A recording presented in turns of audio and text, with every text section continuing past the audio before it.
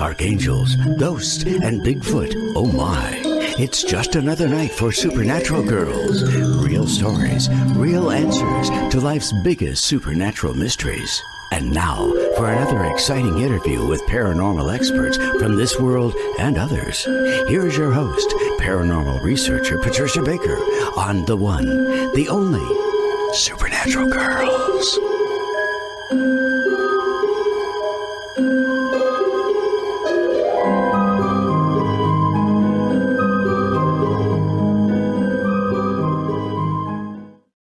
Welcome, everyone, to another exciting episode of Supernatural Girls. I'm your host, Patricia Baker, here with my co-host, all the way from Tucson, Miss Warm Tucson.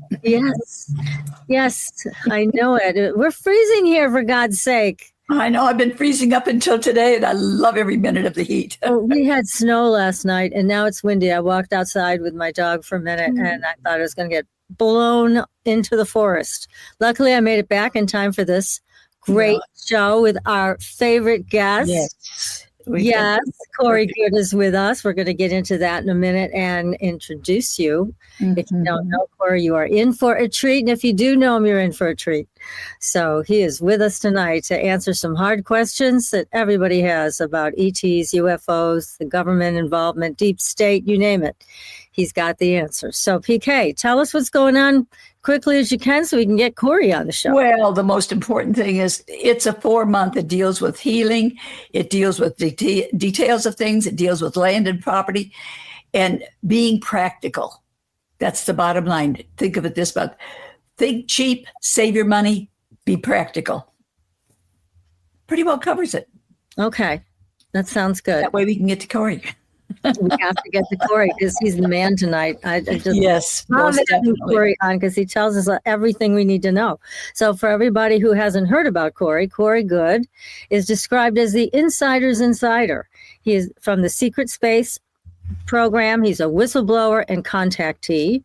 He's also a film producer and content creator based on his over 20 years experience in unacknowledged special access programs, including Project Solar Warden, a Navy secret space program that patrols our solar system and beyond.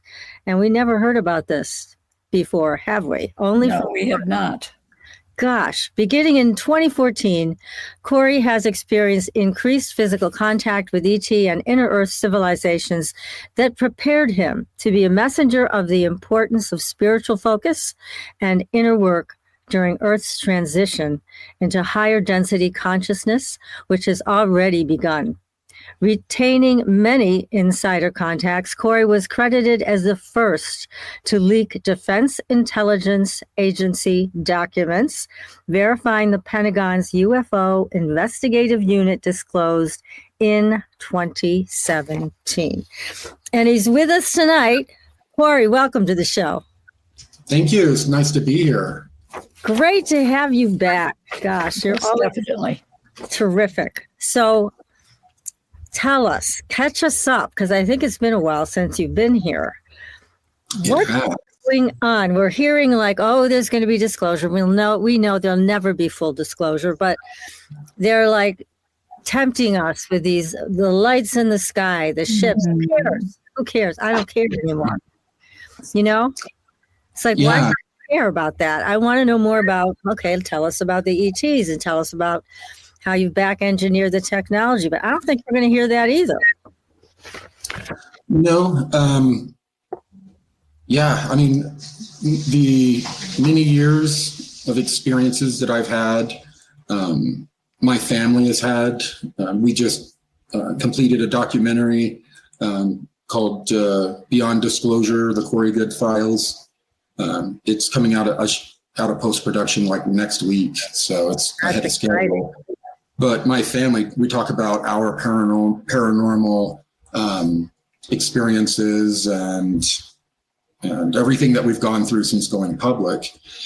And through all of this process, I have changed my perspective on what we're dealing with several times until I've gotten to this one hypothesis that really kind of matches what's going on with the disclosure teasing that you're hearing about.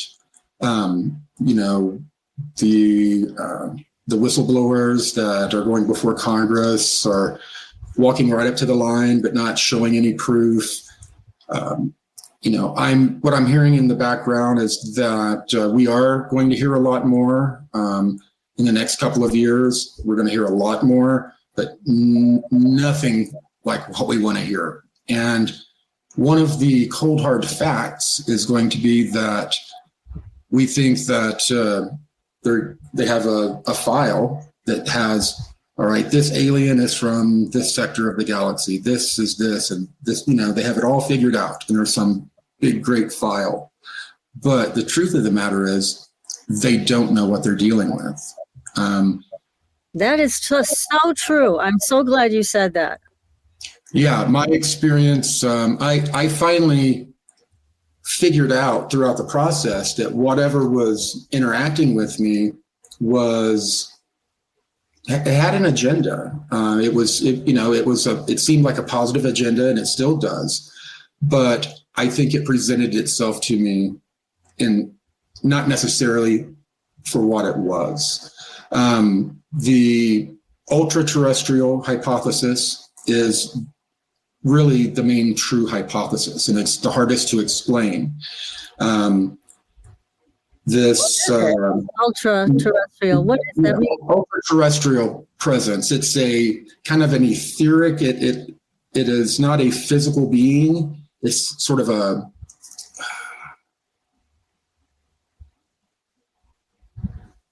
like a thought form type of being, but it is a parasite, and it found itself into our mass consciousness, into the evolutionary cycle of our planet, and it's infected, and it's an energetic infection. After I started really kind of identifying what I was dealing with, the nature of its communication with me changed drastically, and I started getting a lot of very interesting information. And it reinforced to me that when you have a planet that has early life on it, microbial life, that puts off a life force energy.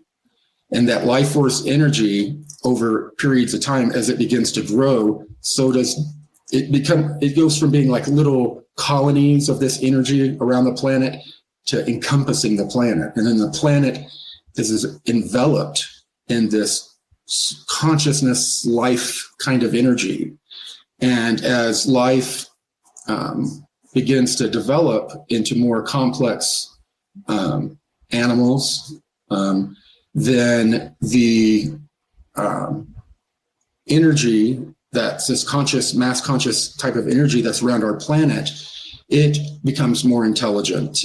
All of that energy is recycled, like reincarnations. And it was explained to me that this energy is kind of looping in on itself to have different experiences and to become more sophisticated.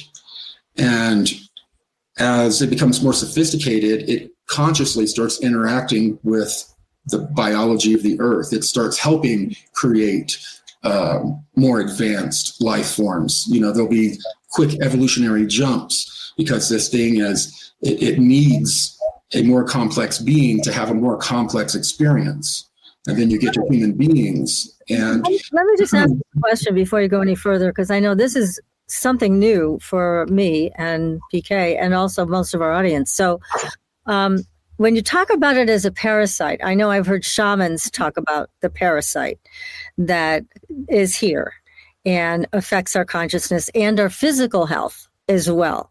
But what you're describing sounds quite different. This is, the energetic frequency of our reality. This thing has embedded itself in our mass consciousness. It tries to lead us into different religious directions. even political directions. In the past, it appeared to us as fairies of the forest, as the gods of Egypt and Greece. And as we became more sophisticated, it began to change how. Now, I'm talking about the main consciousness. I'm not talking about the parasitic part yet. Okay. The parasitic part, it's this main consciousness of our planet that a lot of ETs, they're coming to study the process. You'll notice that they said that ETs see us as containers. They don't, they're not, our life is not that important to them because they're following the life energy as it's developing. And what I'm told is that different ET groups, they come in and they manage this, whatever this conscious sphere is around planets that are developing. They come in and try to guide it and manage it because it does reach like it can only develop so far, the consciousness around the planet, because humans and different beings on different planets, they can only evolve so far without outside help. And that makes the conscious biosphere go to a certain level to where it's sort of almost conscious, but kind of reactionary, kind of a nature kind of. So it becomes important for this other consciousness and web of life to interact with us. But I don't understand yet if it's positive, negative, or neutral. Well, the consciousness around the earth, it is neutral. And we have different beings coming in that are trying to boost it to where this becomes fully self-aware, this consciousness around us that we're a part of. What has happened is that large consciousness around the planet, some etheric sort of thought form passing through the universe, felt the energy and came to our planet and infested the inside of that energy that I'm talking about. And that energy is, it's the spirit world, the afterlife. It's where a lot of these, what we call transdimensional beings come from. That realm overlaps our realm. And so this parasite type of being, this adversarial parasite being, infested it and has sort of taken it over to a large degree. And it's, it's manipulating human beings. It approaches different people and appears differently to them and imparts religious type of ideas. And right now, it's being studied by several universities, what's happening in the ufology movement, all of the different pseudo-religions that are popping up behind different alien groups and all of that, and this kind of overall religion that's coming out of it. And the universities are studying people, asking people to go and have MRIs so they can study their brains. And they're really studying it because they feel like they're in real time, they're studying the creation of the next new religion that this thing has generated. It's done so many times in the past. It's interesting because I'm quite aware of the thought that one of the reasons that they don't want to disclose, other than owning all the technology forever and ever, is they're concerned that if they do, all the religions of the world will collapse. So is that something that you've heard? I mean, it sounds kind of diametrically opposed to that is exactly right. Creating new religions.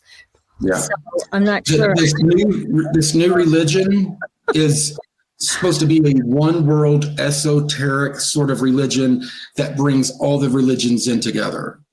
So that's what it's culminating into. All right. So that's interesting.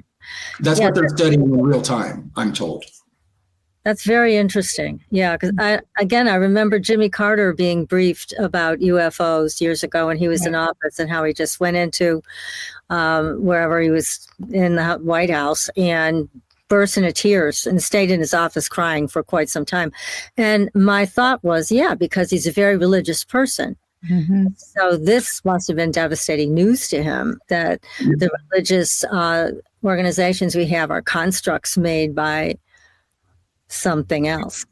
Well, the thing is, every group, the overall apparatus that has this information, within this overall apparatus, you have probably 10 different ideas of people convinced that there's a big part of the military complex. I'm trying to remember what they're called, their group is called, but they believe that this is angels and demons.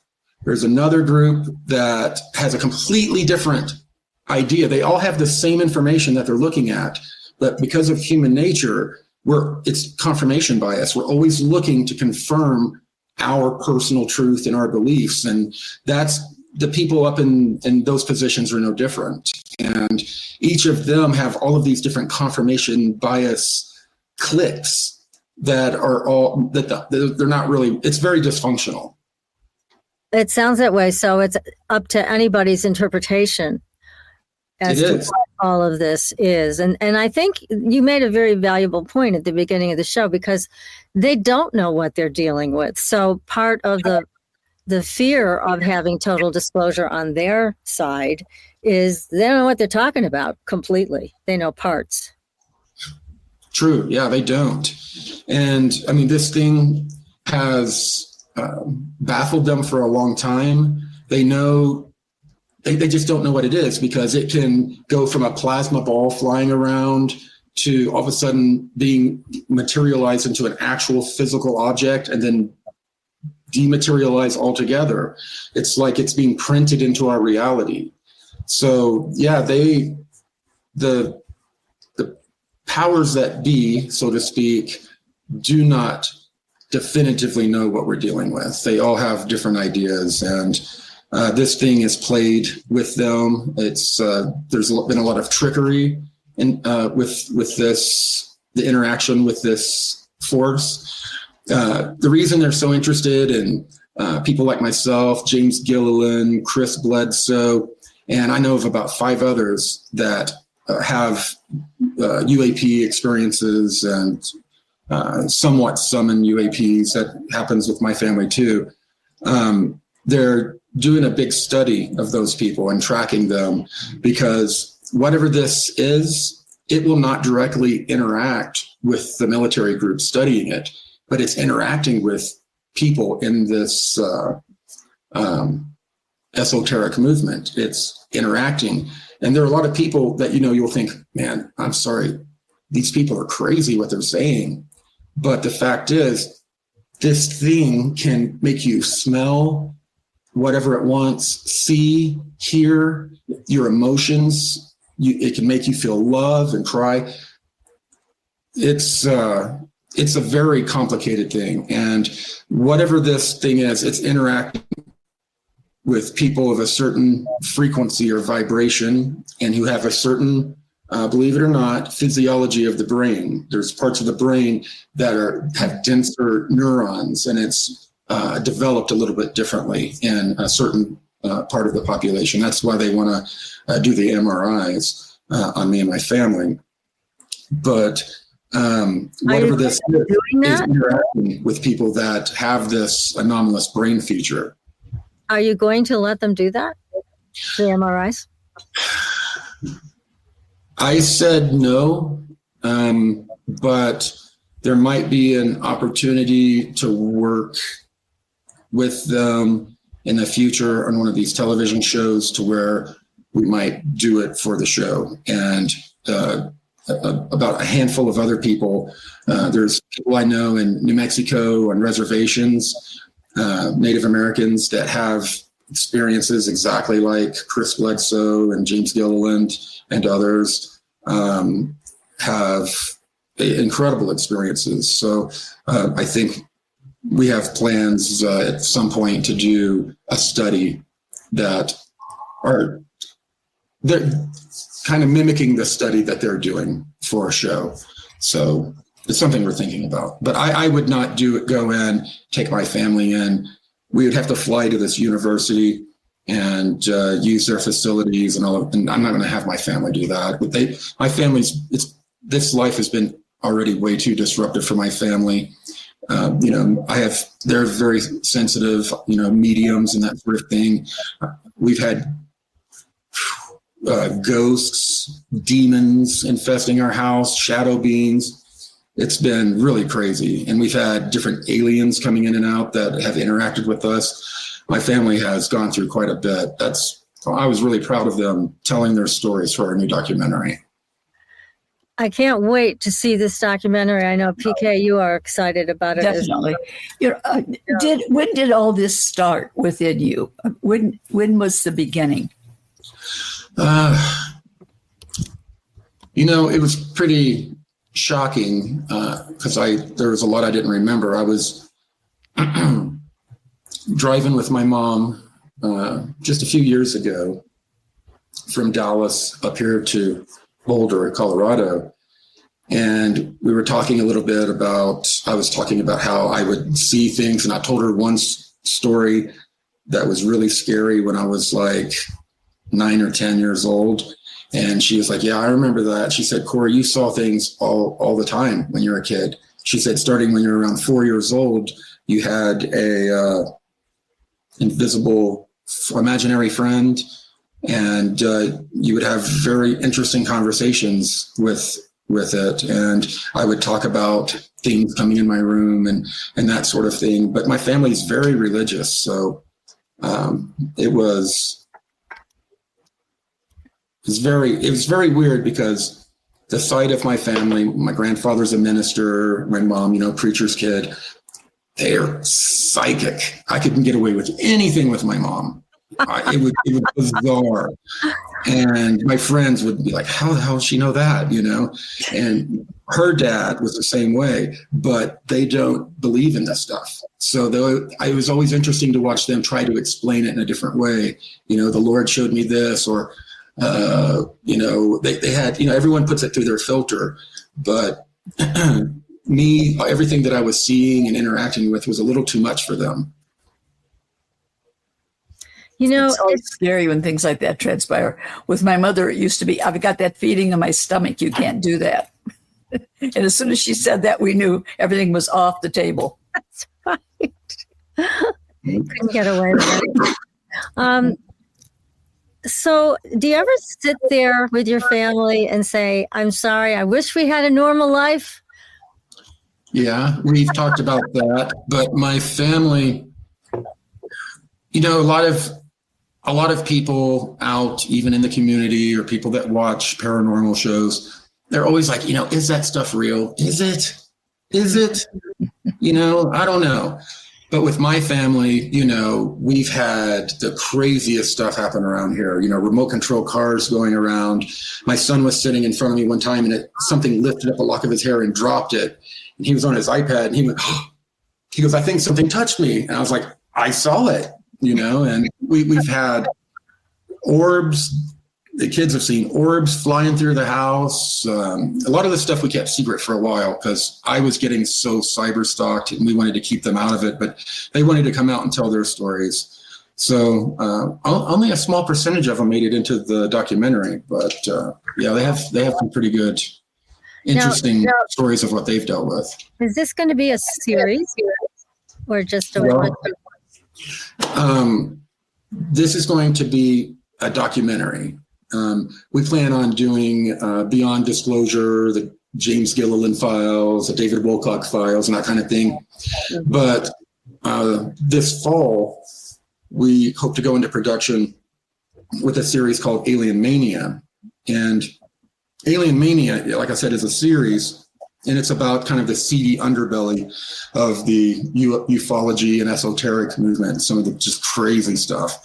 And it's kind of a reality TV and a true crime type of format.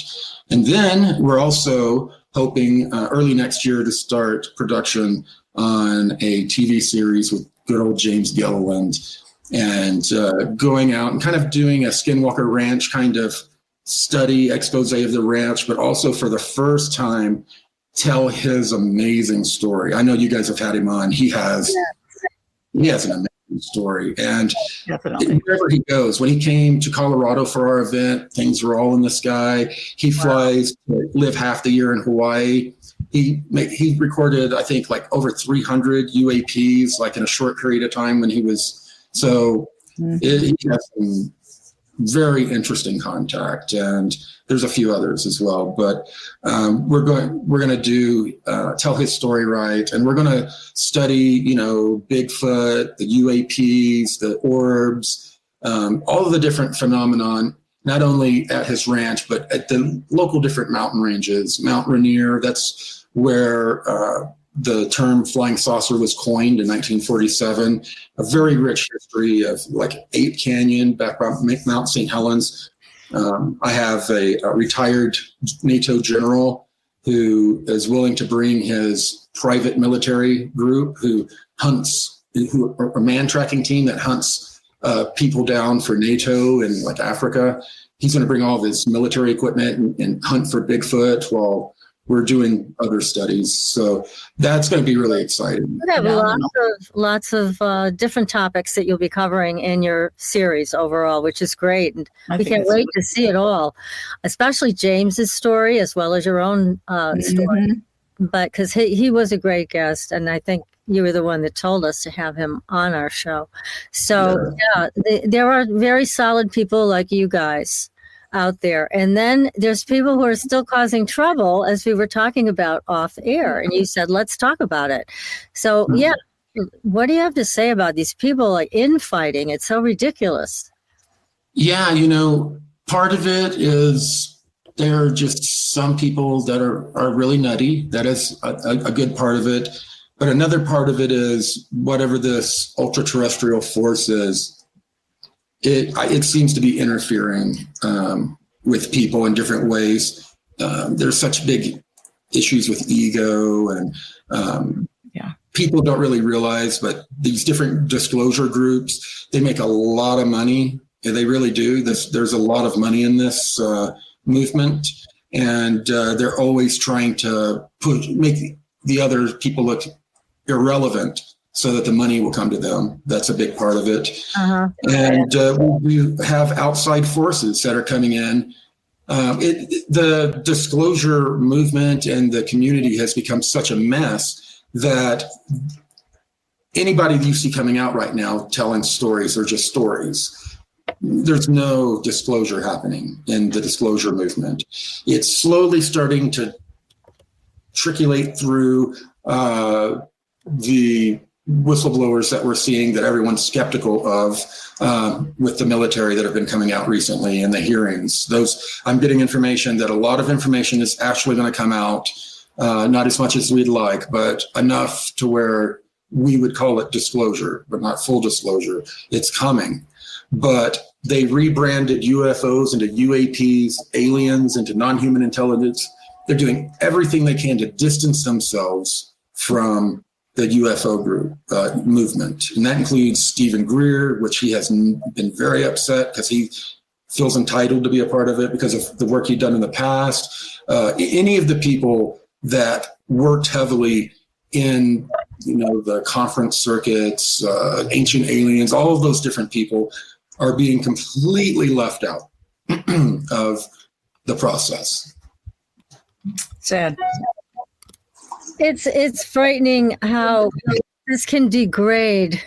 It does so rapidly, and it's a shame that all of that takes place because there's so much going on as it is, where you begin to have mistrust for just about anybody. I mean, you and I were talking about this list because I was putting together a screenplay with a friend of mine, and I asked you about how does the government intimidate people who see something that the government thinks they shouldn't have seen. And you put this great list together. I want to bring this back around because, again, this is all the more reason why all of us need to stick together, because the government pulls these tricks out of their bag and they make it miserable for people. But here's what you said, that the agencies often create a personality and financial profile together for their targets, knowing how to best apply leverage to them. So explain what that means. You do a psychological profile and a financial profile. You find out, did these people go to strip clubs and bars? Are they having problems with their wife? Do they have a personality type that, like narcissists and different people that need people to build them up? Or do they, there's a lot of different things that they can use to then leverage their weaknesses against them. Right. So that's nice. Okay. And then you said also killing people now is a last resort and can cause unwanted attention if they can discredit a person or have them viewed as unstable. They can label them as troubled so that no one will take them seriously. Mm-hmm. That's the number one method used. Just about anyone that comes out, they try to do that too. Even David Grush, when he came out, they released information about his PTSD and some other issues that he had, trying to minimize him. That is really the number one method, because half the time they don't even have to do it themselves. They, excuse me, my voice is getting weak. They'll look at the UFO movement and they'll see, oh, okay, this group of people regularly troll people. So why don't we approach them and give them information and maybe coordinate them and have them work together? And they don't even have to reveal themselves to the people. And then you have cut out useful idiots doing your work for you while you just sit back and maybe go do the same thing over in another area. So it's insidious, the ways that they can discredit people before getting to the point of having to kill them. That's usually a super immediate threat. Some really big information. They know that they have a lot of different connections. They can connect a lot of different people together. They will kill those people. And usually they spray a toxin on their hairbrush or on a fork. And then the people have what looks like a heart attack, and it's not really looked into that much. But that's very, very rare, them actually killing people, taking them out. So that person who has the unfortunate experience of being taken out, they must know something so important that if they ever spoke up about it, we'd all be happy and the government would be miserable. So that must be somebody who has really good information. Yeah. Yeah, they want to own it all. So here's another one. This was incredible. They find ways to gain access to pharmacies and mental health or medical professionals. And then they can swap out their medications for others, with the side effects being hallucinations and erratic behavior. That's really horrible. It's horrible, but in addition to that, they use directed energy weapons that they can fit in a small suitcase now and plug it into a cigarette lighter of a car and aim it at your house for a certain amount of time. Oh, wow. And it gives people schizophrenic kind of symptoms. Voice of God technology, they make them hear voices, or they'll try to tell them, they'll be on the drugs and susceptible, and then they'll use that voice of God to try to tell them to do something that's out of their character. There's a lot of, that's a very deep rabbit hole. That is, oh gosh. And then there's also this one I found fascinating, and so did you, PK. In some cases, agencies have arranged for people to win their state lottery in exchange for their silence. Yes. For the exchange of, for their silence or for them to do something. This all kind of, they have this whole algorithm they do on individuals, Okay, this person, I can see they've rented a house for the last 15 years. Their internet history, they look at homes all the time. They really want a home, but they can't do it. They have, these different things we can leverage against them. And then you decide, do we use the carrot or do we use the stick? The stick we've discussed, but the carrot is they'll come in and make an agreement and arrange for you to win the lottery. But there are incredible strings attached to that deal. Like what? What would be the strings for something like that? You're theirs forever. Like you think you're out of it 5 years later, and you're working on a different project, and all of a sudden you get a phone call, and they're like, "You're being activated." And you're like, "What do you mean? I did what you asked." "Well, I'm sorry. You're still our asset. We need you to log into this computer, pull out these files, and send it to us." And they're just like, they're screwed. They're bought. So if they refused to do that, then what? They take all the money back, or they kill you, or what do they do? I don't know. There's probably many scenarios. You might find the person, in their running car in a closed garage after someone hadn't heard from them in a few days. They're going, if the carrot doesn't work, they go back to the stick. Scary. Good way to put it. Yeah, so here's the last thing that you wrote. If they are unable to dissuade, bribe, or discredit a primary target, they will arrange an accident or poison them with chemical cocktails that give people heart attacks and strokes. Yeah. Sounds like old KBG stuff. Yeah. Yeah. I mean, it's worse than that even. These groups have been known to crash a small plane with 36 people on it just to take out one person, so there's a lot of different methods that they use, and they're not afraid of collateral damage. Yeah, apparently not. They don't care who they take out.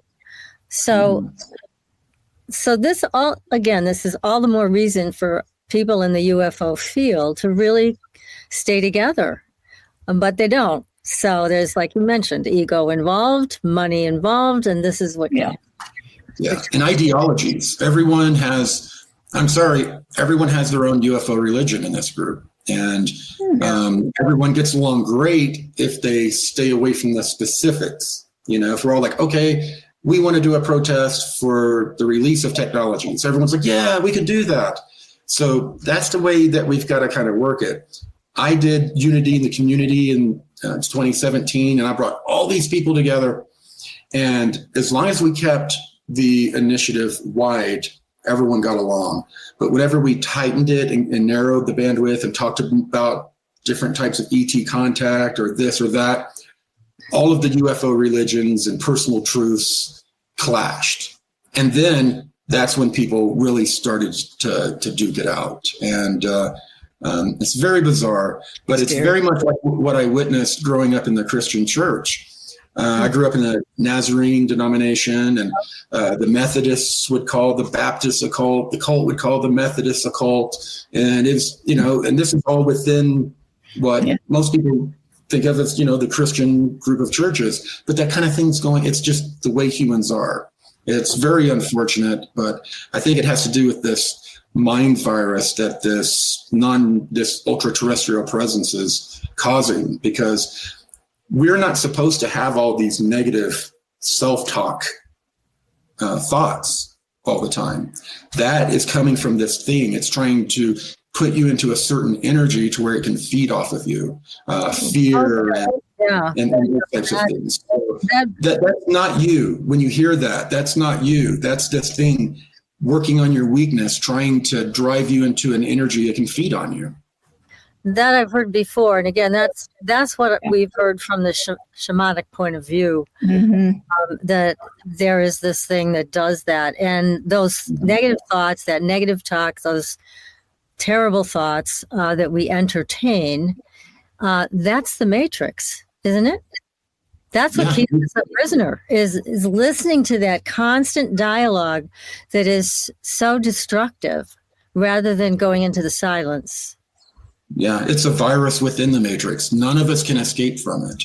The only thing, and it sounds biblical and from some of the other older religions, but the more you resist this, the less it likes to go to people with real low self-images and people that have a lot that they can trigger and work with.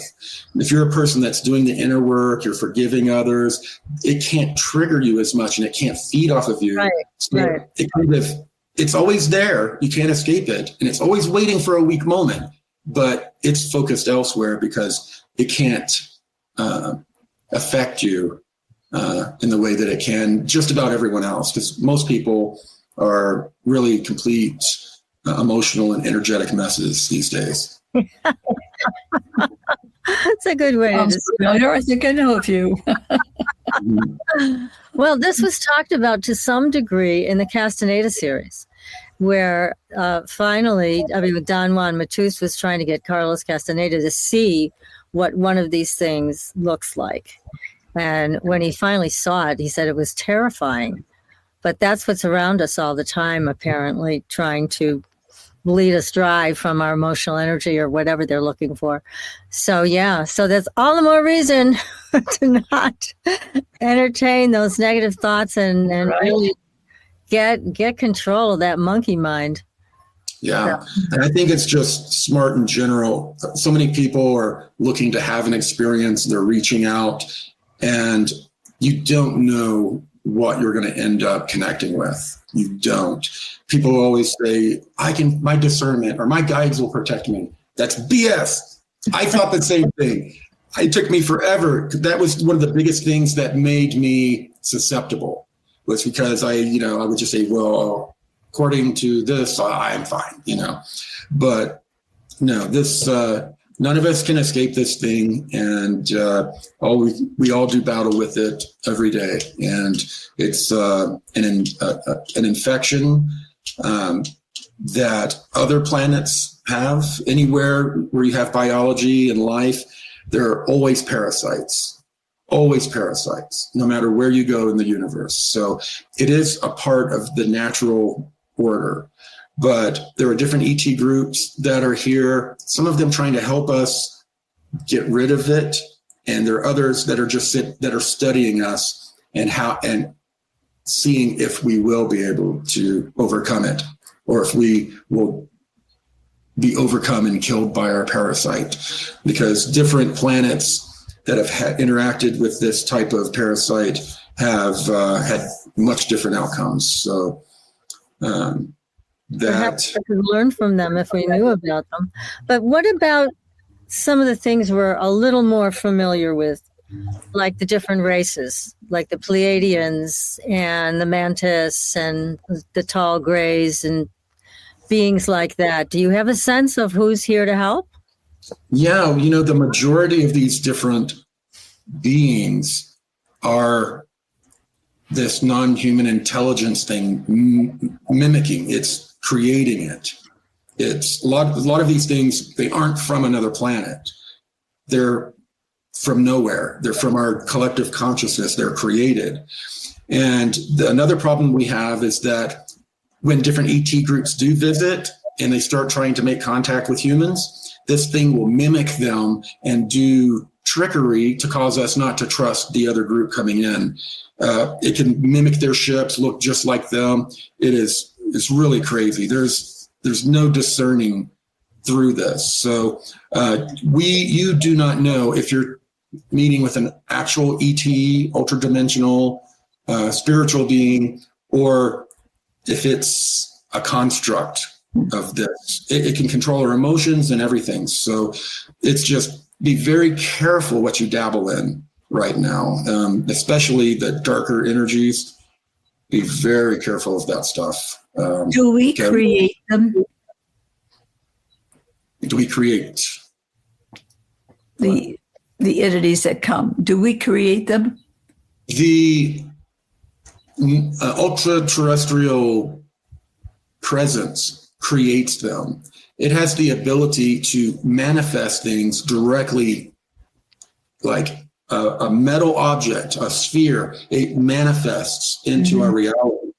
Now, one of the things that I've learned about when they manifest, let's say 3 alien grays, and they manifest a ship that flies around, if it crashes, those beings can only live a few days in our reality unless they have serums that are made up of blood products, cow blood or human blood, that they consume it, and it helps them, it infuses them with the energy that helps them remain in our reality as physical beings.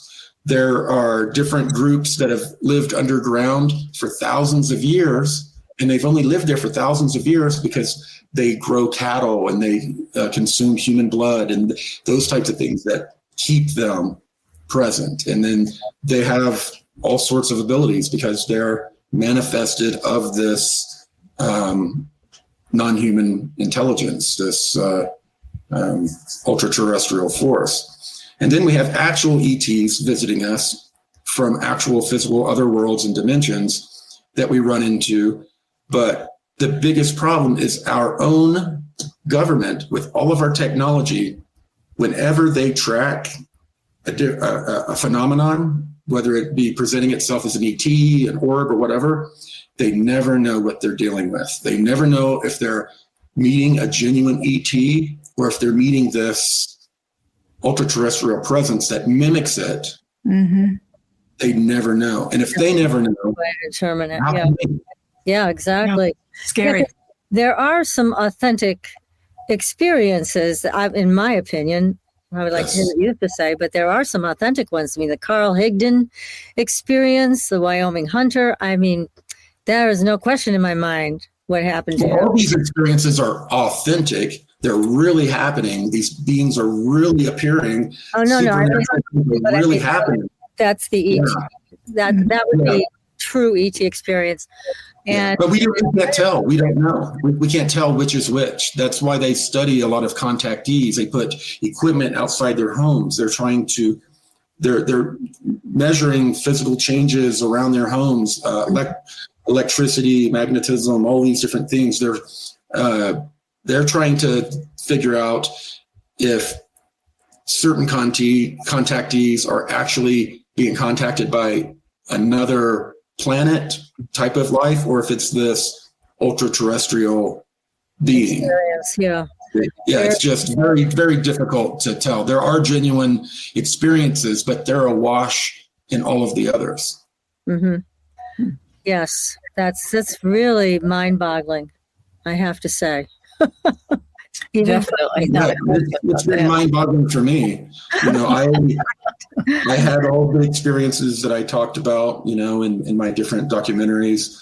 I had inner earth beings appearing to me. I had, during the time when I was really figuring it out, there was a big argument in the community about the Galactic Federation, blonde hair, blue eye, ETs, and I was being told that certain of them are not to be trusted, that it's actually trickery afoot.